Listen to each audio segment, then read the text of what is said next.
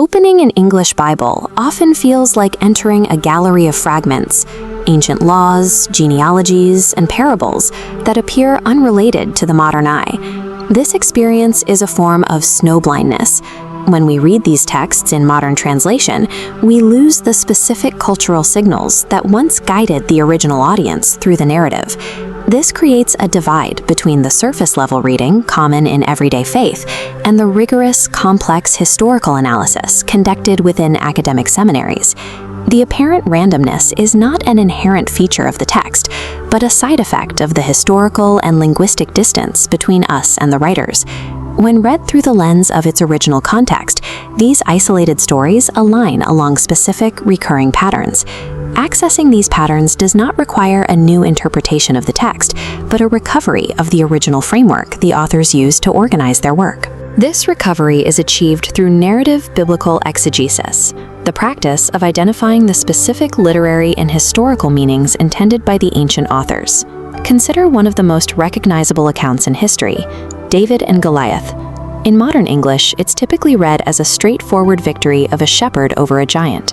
However, the ancient audience would have recognized specific descriptors that signal a deeper theological conflict.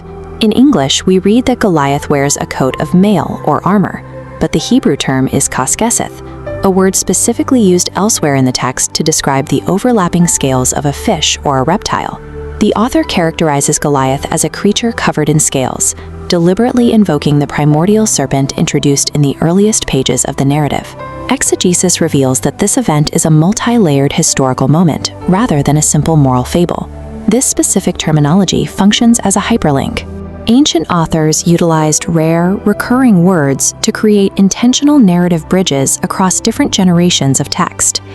By identifying Goliath with the word for scales, the author anchors the battle to the deceptive serpent in the Garden of Eden.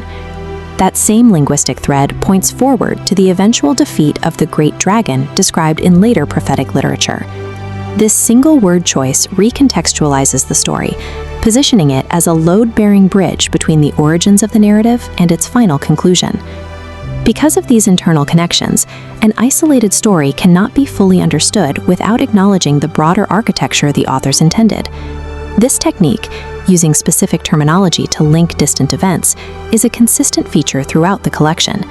Similar threads connect themes of sacrifice, temple imagery, and kingship across thousands of years of writing.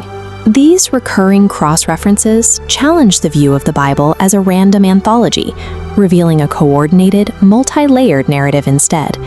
Narrative biblical exegesis provides the tools to move between the historical detail found in academia and the personal reading of everyday faith. It allows the reader to look past the surface of the stories and engage with the mechanics of the text as the original writers constructed it. The Bible is a unified historical narrative, where the depth of the story becomes visible once we look for the patterns left by the authors.